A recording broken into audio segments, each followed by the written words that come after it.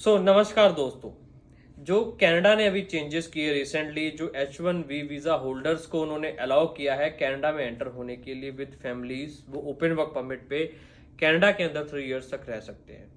तो इसको हम डिटेल में आज बात करेंगे कि क्यों और ये चेंजेस क्यों आए। बिकॉज कनाडा में अभी जो है वो बेसिकली स्किल्ड पीपल, जो प्रोफेशनल स्किल्ड पीपल्स हैं बेसिकली आईटी के अंदर, आईटी हो गया, अकाउंटिंग हो गया, टैक्सेशन हो गया, नर्सिंग हो गया, आपका स्टेम के जितने भी प्रोग्राम्स हैं उसके अंदर बहुत बड़ी डिमांड है। और कनाडा वर्क फोर्स जो शॉर्टेज से जूझ रहा है बेसिकली फॉर स्किल्ड पीपल्स। अब यहाँ पर क्वेश्चन आता है कि बहुत सारे न्यूज़ चैनल्स में और बहुत सारे हमने न्यूज़ देखे भी है कि स्टूडेंट्स काफ़ी दिनों से ये कह रहे हैं कि कनाडा में जॉब्स नहीं है, पार्ट टाइम जॉब्स नहीं है, पार्ट टाइम जॉब्स नहीं है। बेसिकली होता क्या है, विदाउट इंफॉर्मेशन कोई भी न्यूज़ आगे फॉरवर्ड कर दी जाती है। जब हम उसको प्रैक्टिकली देखते हैं, कनाडा के अंदर जो लेबर शॉर्टेज है वो हमेशा से रही है और आज भी है। इसीलिए उन्होंने H1B वीजा होल्डर जो यूएस में रह रहे हैं, न्यूयॉर्क वगैरह में रह रहे हैं, उनको उन्होंने इनवाइट किया कि आप हमारे यहाँ पर आके आईटीज के अंदर जॉब कीजिए, आप ओपन वर्क परमिट फाइल कीजिए, आप अपनी फैमिलीज को लेके आइए। बिकॉज आज भी कनाडा को आईटी के बंदों की, स्किल्ड बंदों की सबसे ज्यादा जरूरत है to grow their economy and development के लिए। बेसिकली जो प्रॉब्लम स्टूडेंट्स के साथ आती है पार्ट टाइम जॉब्स में, बेसिकली कुछ एरियाज में लिमिटेड है।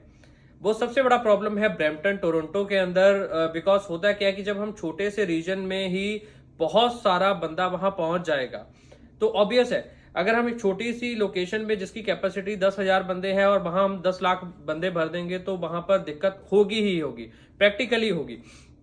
जब मैं बात करता हूं इस प्रॉब्लम को लेके तो मैंने बहुत सारे वहां पर जो मेरे नोन में हैं, जो बिजनेसेस रन कर रहे हैं आउटर लोकेशंस पे, तो मैंने उनसे भी बात किया।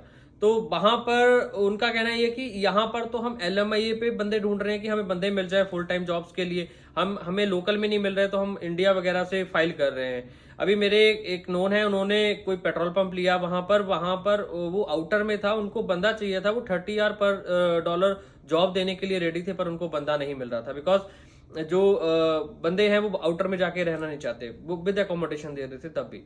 तो जॉब की कमी नहीं है।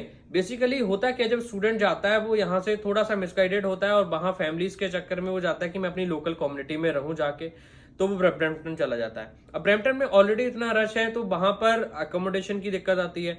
फिर बच्चा सोचता है कि मैं पार्ट टाइम जॉब भी ब्रैम्पटन के आसपास के एरिया में, टोरंटो में कर लूं ताकि मुझे ट्रैवलिंग एक्सपेंसेस ना पड़े या मुझे ज्यादा लंबा जाना आना ना पड़े।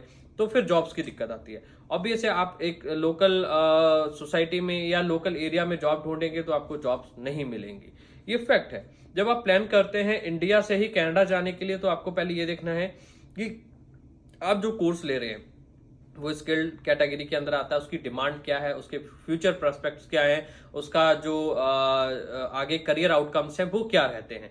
तो सबसे पहला स्टेप। दूसरा स्टेप आपने देखना है कि मैं जहां पर जा रहा हूं वहां पर ऑलरेडी रश तो नहीं है, वहां जॉब्स का इशू तो नहीं है।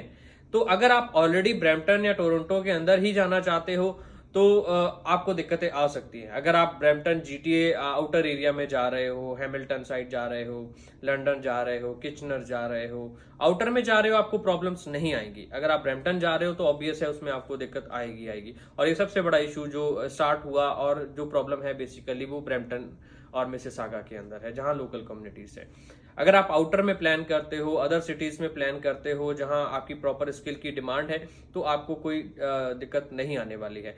इसीलिए तो कनाडा ने खुद इनवाइट किया है कि स्किल्ड पीपल्स को, आईटी प्रोफेशनल्स को, कि आप हमारे यहाँ पर आइए, हमारी इकोनॉमी में आप अपने आप को भी ग्रो कीजिए और हमारी इकोनॉमी भी ग्रो कीजिए। तो कभी भी जो प्रॉब्लम है पहले हम उसके रूट कॉज तक नहीं जाते हैं। हमेशा ये होता है कि जो प्रॉब्लम है हम उसको भी फॉरवर्ड कर देते हैं। जस्ट बहुत सा जो यूनिवर्सिटी है या हमने सोशल मीडिया पे देख लिया, उसको फॉरवर्ड कर दिया कि जॉब नहीं है। जॉब नहीं है तो क्यों नहीं है, उसका कारण क्या है, उसके पीछे हम नहीं जाते हैं। बेसिकली पार्ट टाइम जॉब्स में थोड़ा इशू वैसे भी आता है स्टूडेंट्स को, फुल टाइम जॉब्स की कनाडा के अंदर कमी नहीं है। तो अगर आप भी प्लान कर रहे हैं कनाडा जाने के लिए तो हमारे किसी भी ऑफिस विजिट करिए अपने with your all documents, proper professional assessment के लिए कि आपको कौन सा कोर्स सूट करेगा, कौन सी लोकेशन सूट करेगी, क्या स्किल जॉब आपको मिल पाएगी, किस लोकेशन में किस जॉब की ज्यादा डिमांड है। Thank you.